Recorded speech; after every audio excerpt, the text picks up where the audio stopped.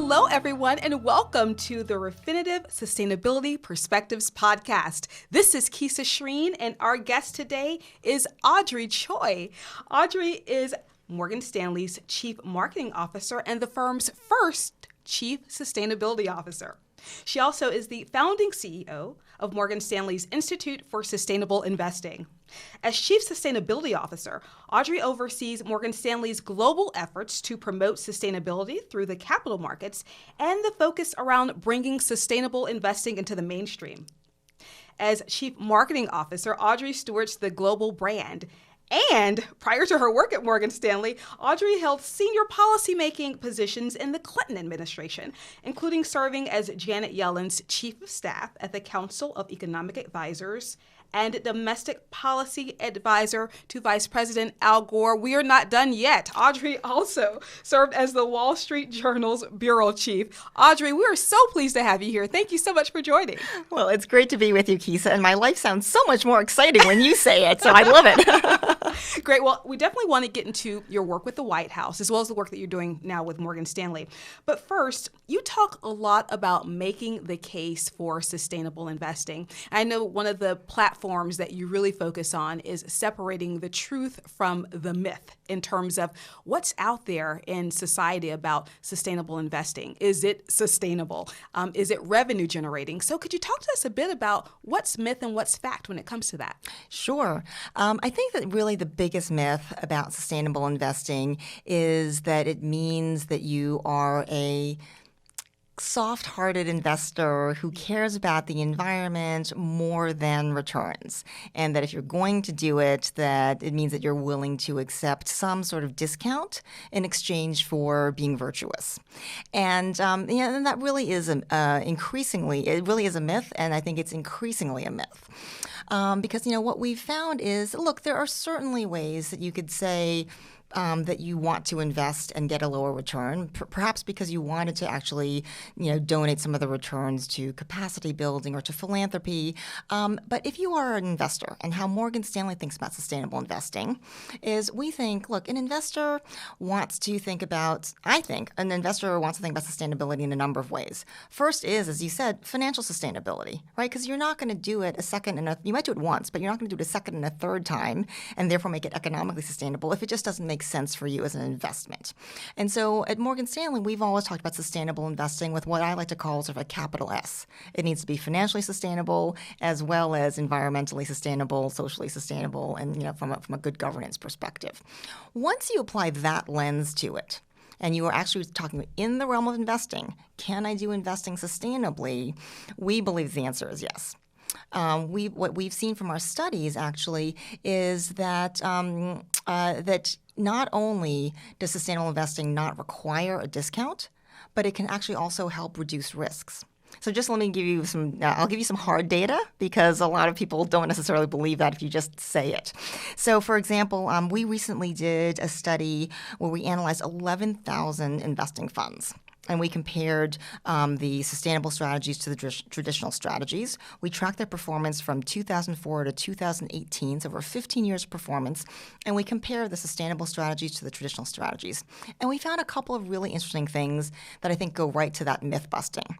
First of all, is if you plotted the performance of the traditional strategies, unsurprisingly, you would see a normal bell curve distribution because most things in life have a normal bell curve distribution, right? So there are some managers who were lucky and or good, some managers who were less so, but most of them clumped in the middle. When you plotted the sustainable strategies, lo and behold, it wasn't magically different or warped or, somehow disobeying the laws of physics and statistics. It too was a normal bell curve distribution. Some were lucky or good, some were less so, most of them in the middle. But then when you actually compared, you actually saw that there was, contrary to the myth, there was no financial trade-off for the sustainable investments, that they really performed right in line with the traditional investments. There was one difference, however, which was interesting, which was on the volatility side, that the sustainable strategies actually had lower volatility. And in addition, they had a 20% smaller downside deviation than the traditional funds. So leave aside whether you and I'm making air quotes here, care about the environment or society, I've never yet met an investor or a trader or a business person who says, I want option A, the one that has the exact same return and higher risk. So I think that's been one key piece of evidence. And, we could also go into individual examples where we've seen that the individual companies where the management is focused on what some might call sustainability goals, what others might call good business, right? Good stewardship of your company, thinking about, are you polluting your environment? Are you dealing fairly with your workers? Are you, thinking about diversity, about the broader impacts of your company and its effects? We're seeing that those companies actually do outperform. I'll now give you just one other bit of data because, again, I feel like people are very focused on this. Gender, from a gender diversity perspective. Again, I think there's a lot of people who are very focused and interested in gender investing. But they've always thought, well, it's the right thing to do. So maybe I should do that because it's the right thing to do.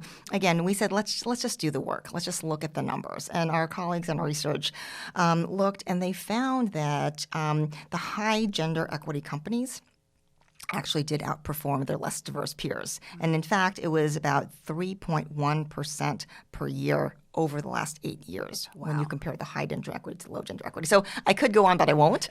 There's just lots of ways in which we're increasingly seeing that, quote, doing the right thing actually engenders, it does not have to be a discount, so myth number one. And then two, that it really can help both reduce risk and then give you some insights into future trends. Well, just digging into this, I'm fascinated by the risk, the volatility piece. So if we think about firms that are reducing their carbon footprint, firms that are using less water, those sorts of things, okay, I get that because they're, expending less by doing those things. But risk, where does volatility play a role in these sustainable investments? It can come in a whole variety of ways. It could come in, for example, if there's a company that is perhaps not the best steward of the environment around its industrial process. And there ends up being some sort of pollution or a leak or some other thing that might be unexpected and that might lead to damages that can engender additional costs for a company. It could be, there's all sorts of, there could be all sorts of legal exposures and other things. There's also, there can be just ways in which you really have some virtuous or some vicious cycles created. Maybe it helps if I actually just give you two examples. These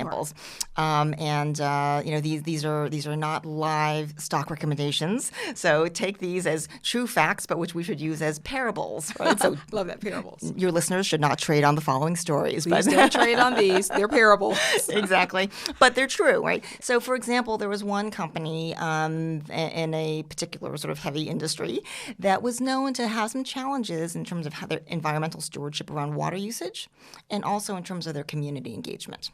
And sort of every quarter, every year, investors and stock analysts would say, well, they're not exemplary on that, but it's not really reflected on the balance sheet, and we don't think it necessarily affects our call for valuation for the next 13-week period and the next 12-month period. So it was never really noticed. And this was actually right around the time where we were actually starting to look in our global research around how could we actually think about what are the environmental factors, the social factors that aren't on the balance sheet, but maybe should be because they could have material financial effect on the returns.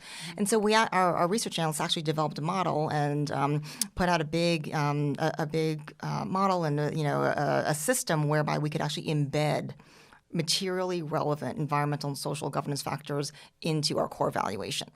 And so when this analyst for this particular company went back and looked at the companies in his sector, he realized that this one company, again, challenges with water usage, challenges with community engagement never seemed material.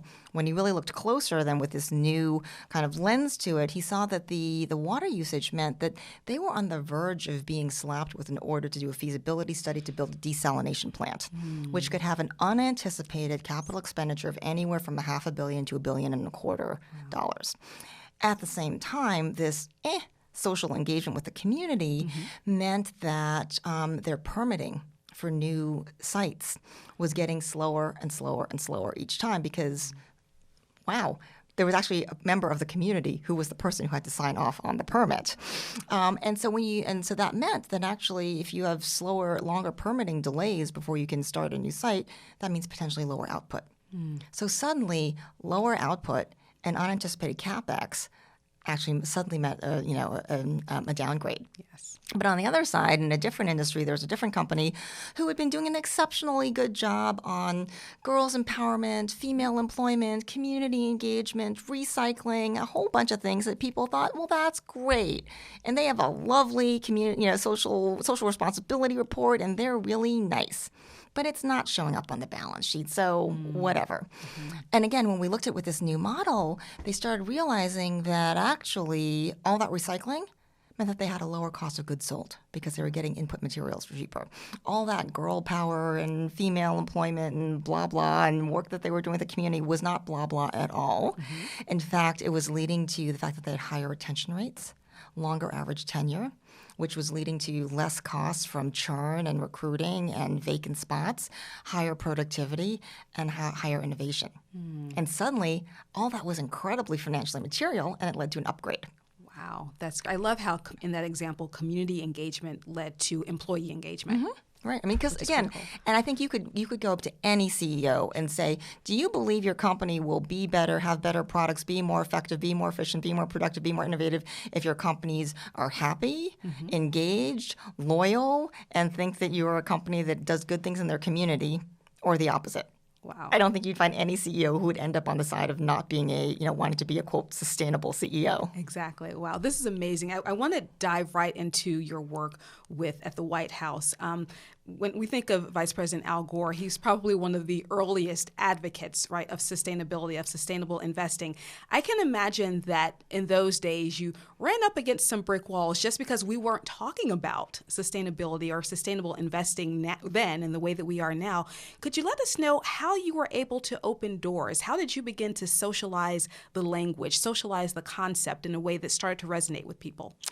It's really incredible if you think about that journey, Kisa. So I did. I had the great privilege of working in the Clinton administration and working for Vice President Al Gore. Also, as you said, working for Janet Yellen, just a lot of really, really wonderful leaders. I was working for him in the mid-'90s. What's amazing is it was actually 1976 when Al Gore, as freshman congressman from Tennessee, held the first congressional hearings on climate change. So 1976, right? What's my math? 43 years ago, yes. I believe, right? That he first actually started saying, let's look at 600,000 years of data from, Antarctic ice and what that tells about weather patterns. And he started talking about a thing called climate change.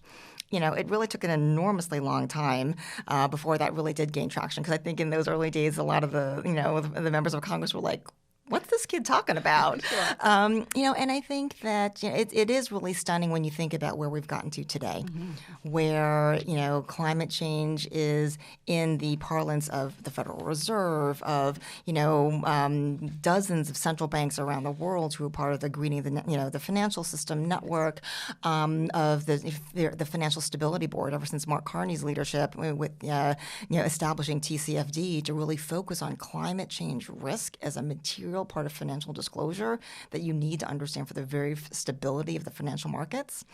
And I think a number of things have contributed to that. One is obviously over the past 40-some years, we've seen increasingly the impacts of climate change in all geographies, including right here in the United States, in some of our largest cities. I mean, it's really hard to actually find a place where you're not seeing direct, palpable impacts of climate change. Actually, just last month, we had our Morgan Stanley hosted our first Sustainable Investing Summit. And, climate change was a significant theme throughout the day of something that, as a responsible investor, as a responsible corporate leader, that you really can't ignore. Mary Shapiro, who's on our board and former SEC chair, was saying, let me be clear. Climate change is not just an issue for the green investor. It's an issue for every investor and for every boardroom. And similarly, we have this amazing scientist, Dr. Rosina Bierbaum, recently elected to the National Academy of Sciences. She's also on our board at the Institute for Sustainable Investing. And she did this incredible presentation of the climate impacts and the now completely undeniable evidence that this is not just your sort of normal weather fluctuations. That again, when you look at hundreds of thousands of years of records of temperature changes and carbon emissions, there is something very anomalous and different going on. And that from the financial perspective, again, whether or not you care about the environment or care about climate change for its own sake, you do care about the fact that, each year we're having successively growing insurance losses. We're having, according to the Sustainability Accounting Standards Board, which I'm on the board of, which is a nonprofit focus on sustainability, really is a core part of what should be disclosed for investors to make good decisions. It has that more than 90%, I think it's at 93% of the value of the U.S. stock market is exposed to climate change risk. Wow. So when you start seeing things of that order of magnitude, and again, as Dr. Bierbaum mentioned, when you have a city in the United States in 3 years having 3 occurrences of what are called 500-year floods, that's probably a pretty good sign that your risk models from the past might be a little bit off. So what's fascinating is, when you think about that span from, again, 1976, Al Gore is getting Congress for the first time to listen to something about climate change, to now where it's chief risk officers, chief financial officers, regulators around the globe are saying climate change is probably one of the most significant systemic material risks that every business, financial regulator, and financial markets needs to take account of. It's a pretty dramatic change, and yet it's not been nearly fast enough. Mm-hmm. So you've been on both sides of the spectrum, corporate and government. What makes for the best partnership? Because what I'm hearing now is that you're bringing these stakeholders to the table to really talk about this and to really drive change. In terms of getting governmental organizations together, NGOs, corporations to work on one accord, how does that work well? Is there a secret sauce, so to speak, or how can we really drive change through that type of collaboration? Well, I think exactly as you said, collaboration really is the key. I think it's a false choice to say business can do it on its own or government needs to do it. It really does need to be both, right? I mean, it's very clear. Government and its sort of enlightened policy setting plays a critical role for any industry, any issue of setting the rules of the road, determining whether the playing field is level or whether you're trying to help advantage a new industry, a new entrant, or protect an old industry. And there's unmistakable levers of power that policymakers in every single country have, and also at the city and the state level. At the same time, business absolutely has a responsibility and a need to be at the table, because all the philanthropy in the world and all the government funding in the world is necessary but insufficient to solve problems on the order of magnitude and the scale that they have now. So that's why we're so excited about what we're able to do, is that obviously policy is going to do what policy is going to do. We as a capital markets player, we've been really focusing on how can we do the work, analyze the data, bring that proposition to investors to say, if you are interested, if you're not, you're not. If you are interested, here's what we found about what thinking about the environment or society might do to your risk, to your returns. And if you are interested in choosing these kinds of portfolios, that we're able to help put those kinds of investment opportunities together. I mean, I think that's been one of the big changes. Morgan Stanley actually started on this journey back in 2009. Which was very, very early for mainstream financial institutions. And if you think back to the world of what was happening in 2009, particularly in the financial sector, it was not necessarily an intuitive time to say, hey, let's start a new group called Global Sustainable Finance. But that's actually what Morgan Stanley did at the time, because we had this belief that environmental issues and social issues really weren't just as they call them, extra financial issues, sort of side issues or CSR issues, but that they really could be material to understanding risk and opportunity. I think that what we've seen happening there is that as we've started to develop products, that investors are becoming more and more. And but when we started back in 2009, again, impact investing and a lot of the other terms that you hear talking about, whether it's sustainable investing or impact investing or values-driven investing, at the time, a lot of people thought, oh, well, that's something very interesting for a mission-driven investor who is interested in something like sort of interesting and charismatic, and maybe it's a really exciting, private equity fund for very wealthy investors to do something, really, really ambitious in a far-flung part of the world with some, and it was hard at that point if you were sort of, a regular person to think about investing. A lot of the activity at that point focused on private equity funds, emerging markets, and you did need to be, an accredited investor with, the ability to do those kinds of alternatives and high prices. One of the things we've worked at Morgan Stanley is making that more and more and more accessible. So after a couple of years, we actually launched our first model portfolios, where you could actually get sort of a diversified portfolio following our investment committee's recommendations. And at the time, it was considered a great victory that we got the prices down to only $600,000 and $400,000 to be able to buy into these model portfolios.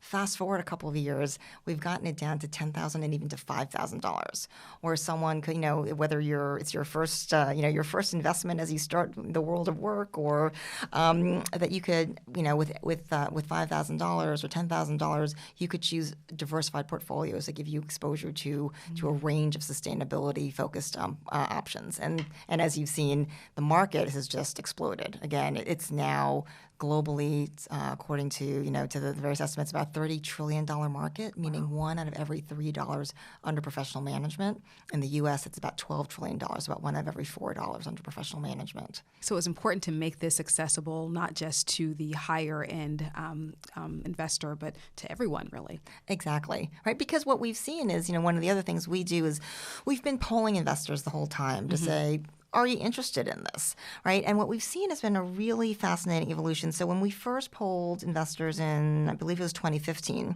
we had 71% of investors saying, yep, they were interested in it. What was interesting, if you broke that down, though, is that we've sort of always had millennials and women leading the way. So 71% overall. Millennials were 84%. Wow. Women that first year were 76%, and men were 62%. A couple of years later, we went back. The men had come a little bit. They were at 67%. The women had jumped to 84%, and the millennials were at 86%. And the last time we did, most recently, 85% of all the investors we polled that they were interested in sustainable investing. And the men had come up to 83%. The women were at 86%, and the millennials at 95%. Oh, my. Right? And we're seeing that this next generation, right, which is already the largest generation in the U.S. workforce today, right, because the older millennials are at 35, 36. They're already significant for us. They're like, well, of course we would think about sustainability in our investments. Like, why? How could you not, right? Like, more than 90% of millennials want sustainable investing to be one of their retirement investment options, although only about, I think it's only about 17% of companies actually offer sustainable 401ks today, interestingly. But also millennials are twice as likely as other generations to check packaging to see if the products they're buying are sustainable. They're twice as likely to buy something as a result of that. They're twice likely to boycott as a result of that, and they're 3 times more likely to choose their employer based on sustainability. Mm-hmm. So I think we're definitely seeing a real sort of sea change here, but that means that it has to be something that, if the demand is that broad, we need to make sure that the access to the products is equally broad. Right. And speaking in terms of access, we're talking about now not just portfolios, but what Morgan Stanley is doing around access and collaboration.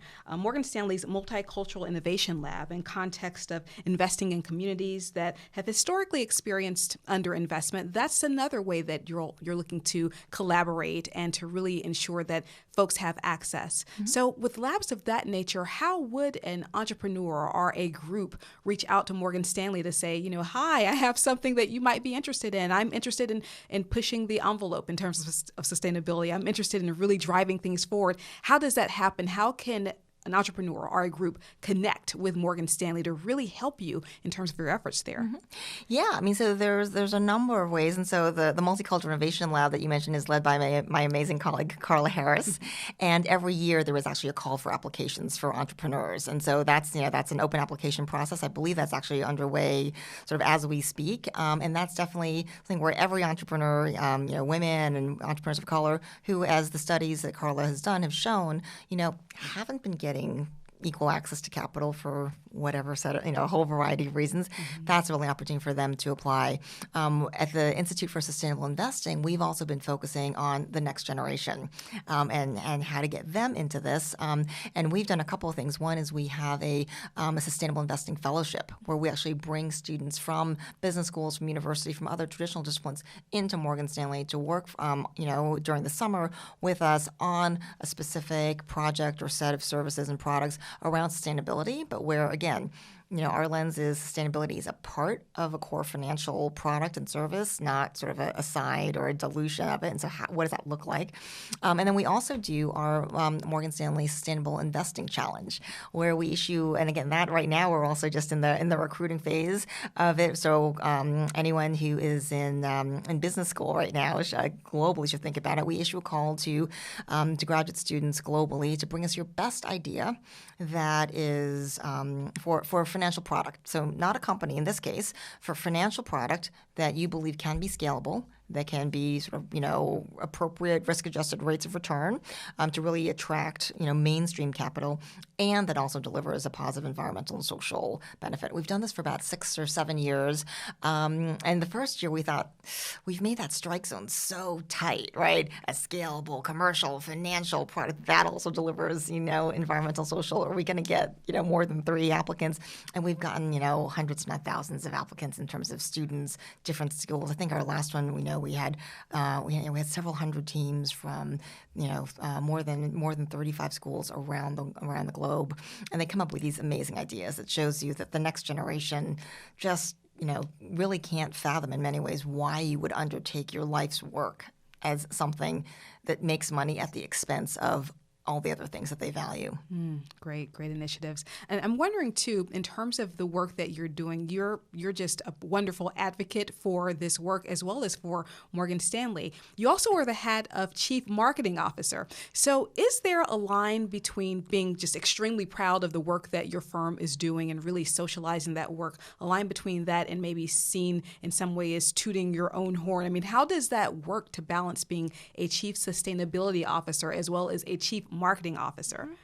It's a great question, Keisha. It's really interesting because the first number of years when I was just working on the sustainable investing side, I often actually would, people would say, "Oh, isn't this just like good marketing?" I'm like, no, this is not marketing. We are not part of the marketing division. And then, a number of years later, I was asked to also become our Chief Marketing Officer.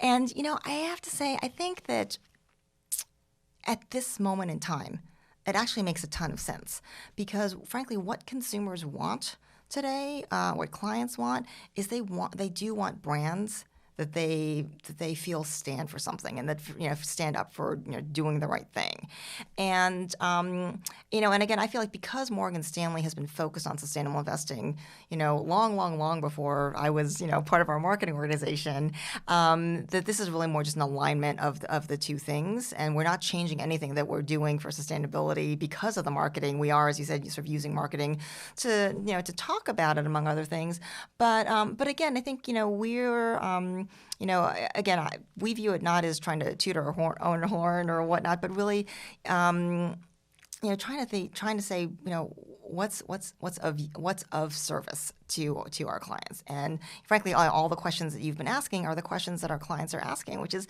I think I might be interested in the sustainable investing, but here's all the myths that I've heard. Are they true? What are the facts? What are the strategies? What are the possibilities for it?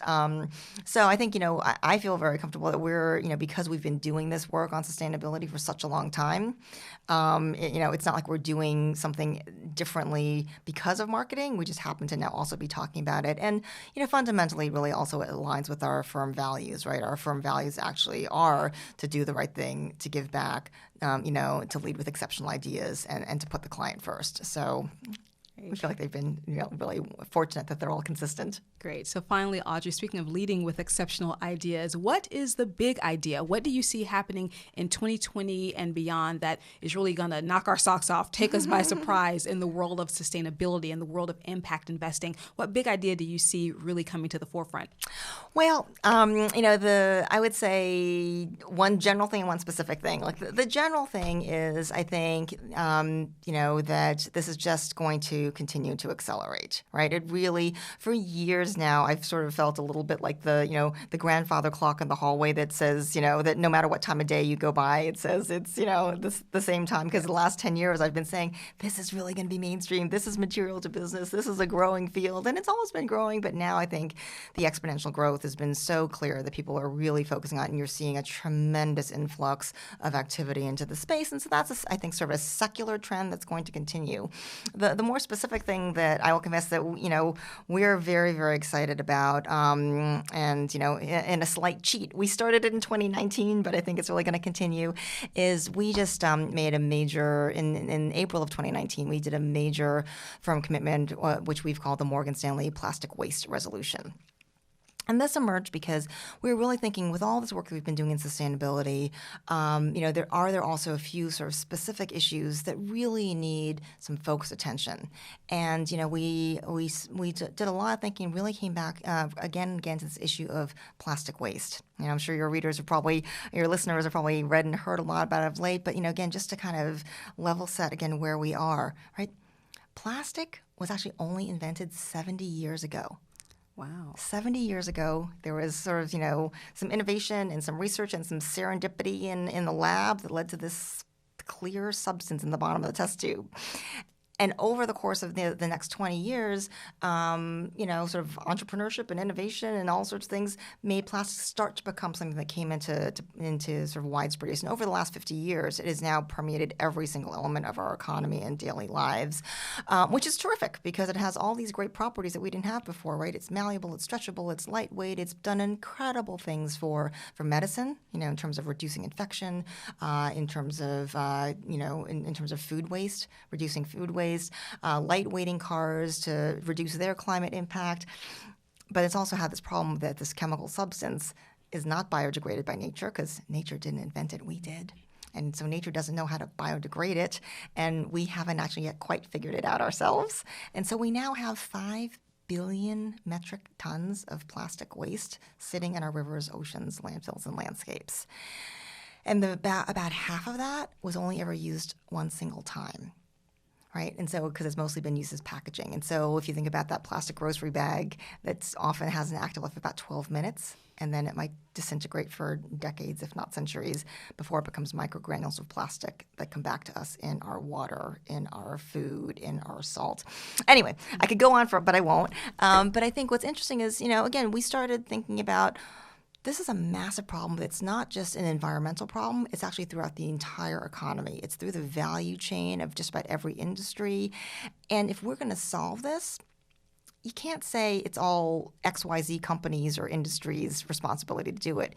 We really have to think about a systems approach. How do you think about everything from the chemist, the materials engineer, the product packaging designer, and the consumers, as well as government officials, and then, the people managing public dumps or whatever else in terms of recycling and the full life cycle. And we thought, wow, that's a big, hairy issue that no one alone can do. And certainly Morgan Stanley alone couldn't do it. But all those different players I just mentioned, we work with all of them as clients, right? With public, with governments, with sovereigns, with large corporations, the chemical company, consumer packaging, and consumers. And so we put together this resolution and said, together we want to help facilitate the prevention, reduction, removal of 50 million tons of plastic waste between now and 2030. We're really excited at at what we've seen so far. When we first launched the announcement, we started with a proof of concept with the World Bank.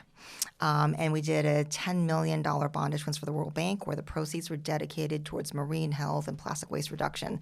Fast forward 6 months later, we had the opportunity to work with Pepsi to help them issue their first $1 billion green bond with the bulk of the proceeds dedicated towards helping them reduce by 35% the virgin plastic in their beverage chain by 2025. And when you see that, even just that trajectory alone, a 10 million proof of concept in April, a $1 billion bond in September, and a major player like Pepsi thinking holistically about their value chain, about their supply, and what the impact is of that, overall, that's when you start to actually begin to scratch the surface of systems change. So for 2020, I'm really excited to see the continued acceleration of this, where we really see, all different parties coming together, corporates, financial institutions, consumers, all together saying, we can do better than throwing away $100 billion worth of economic value every year in the form of one-time plastic usage, right? I mean, since you and I have been talking, maybe 30 million disposable water bottles have been used around the world. We can do better than that. Puts in perspective. Yeah. Definitely. Well, it sounds like collaboration is the key, and your career has been about bringing these groups together, working in government as well as in corporate. So collaboration really seems to be the way forward here. Absolutely, right? All of our challenges are too big for us to do it individually. So exactly. Audrey Choi, thank you so much for joining us today. Thank you, Kisa. It's been a delight.